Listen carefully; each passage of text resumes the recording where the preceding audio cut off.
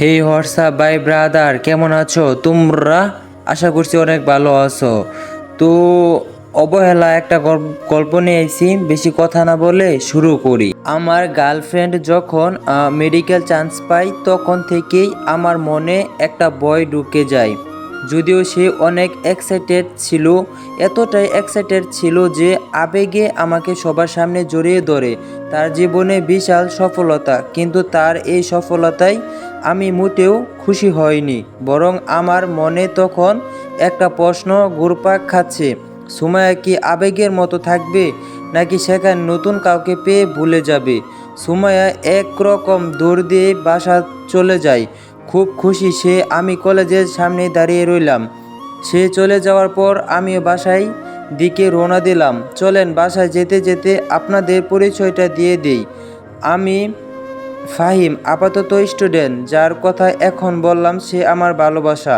আমাদের 2 বছরের রিলেশন, দুজনে একই ক্লাসে পড়ি। পড়াশোনায় সে আমার থেকে খুব ভালো স্টুডেন্ট, আমিও ভালো ছিলাম। কিন্তু আমার ফাইনাল পরীক্ষায় কিছুদিন আগে বাবা মারা যায়, যার জন্য ফ্যামিলির দায়িত্ব আমার কাঁধে চলে আসে। বাবার মৃত্যু, পরিবারের খরচ, ছোট বোনের পড়ালেখা, আমার পড়ালেখা সব কিছু মিলিয়ে আমি ডিপ্রেশনে চলে যাই। যার কারণে শ্বশুরটা ভালো হলেও শেষটা ভালো হয়নি। আমার পরীক্ষা প্রিপারেশন একদম খারাপ ছিল। প্রথমে ভাবছিলাম পাসই করব না। আল্লাহর রহমতে কোনো মতে পাস করলাম, কিন্তু অতটা ভালো না, তাই পাবলিকেও চান্স পেলাম না। অবশেষে ন্যাশনালে অ্যাডমিশন নিলাম। যাই হোক, গল্পে আসা যাক। বাসায় গিয়ে ফ্রেশ হয়ে খেয়ে নিলাম। সুমাইয়াকে কল দিলাম, নাম্বার ওয়েটিং। হয়তো সবাইকে এই সংবাদ দিচ্ছে। বিকালে বের হলাম, সানিকে কল দিলাম আসার জন্য, সে আসছে। সানি, কিরে কি অবস্থা? আমি এই তো আছি, তোর কি খবর? সারাদিন কোনো খবর নাই যে। সানি, আব্বুর সাথে বাইরে গেছিলাম, শুনলাম সুমাইয়া নাকি মেডিকেলে চান্স পাইছে। আমি সানি, শালা মিষ্টি কই, আগে মিষ্টি খাওয়া। আমি তো টেনশনে আছি। সানি, এত খুশির মধ্যে আবার টেনশন কিসের? তোর বউ ডাক্তার হবে, আমাদের ফ্রিতে চিকিৎসা করবে। আমি ফাইজলামি করিস না। আচ্ছা, ওখানে যদি সুমাইয়া অন্য কারোর সাথে সম্পর্ক করে? সানি, আরে মাথা খারাপ নাকি? করবে না, শিওর থাক। তারপরে আমি ফেনীতে আরও ডাকাতে কেমন হয়ে যায় না ব্যাপারটা? যেখানে আমরা প্রতিদিনই দেখা করতাম সেখানে বছরেও পারবো না। সানি, দেখ ভাই, ভালো কিছু পেতে হলে না কিছু ছাড় দিতে হবে। ওখানে পড়ালেখা করুক, তোর সাথে মোবাইলে যোগাযোগ করবে, চ্যাট করবে, ছুটি পেলে আবার আসবে, সমস্যা কি?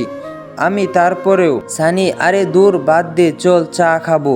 তারপর আমরা চা খেতে চলে যাই। সেদিন রাতেও সুমাইয়ার সাথে অনেকক্ষণ কথা হলো। আমার মনে যে একটা ধারণা ছিল সেটা ভূত হয়ে ভুল। এর কিছুদিন পরে সে ঢাকা চলে যায়। আমার সাথে এই কয়েকদিনে খুব বেশি একটা কথা হয়নি। যাওয়ার আগে একবার দেখা করতে বলেছিলাম, ওর হাতে সময় নাই। আমিও বোকা মনে হে বলে বিদায় দিলাম। যদিও হে বলছি, কিন্তু ভিতরে ভিতরে আমার অবস্থা খুবই খারাপ। সুমাইয়া চলে যাওয়ার পর আমি ওর কল বা টেক্সট এর অপেক্ষায় বসে থাকতাম। আমি নিজে থেকে দিতাম না, কারণ মেডিকেলে পড়ে, আমার থেকে পড়ার চাপ 1000 গুণ বেশি। ও যখন ফ্রি হবে তখন নিজে থেকেই দিবে। সে মাঝে মধ্যে কল দিত। যখন কল দিত নিজেকে খুব ভাগ্যবান মনে হতো। ইদানিং খেয়াল করলাম সুমাইয়া আমার সাথে কোনো প্রকার যোগাযোগ করছে না। আমি মাঝে মধ্যে কল দেই, নাম্বার ওয়েটিংয়ে থাকে। যখনই কল দেই নাম্বার ওয়েটিং, আমার বুকের মধ্যে একটা অন্যরকম ব্যথা অনুভব হতে শুরু করলো।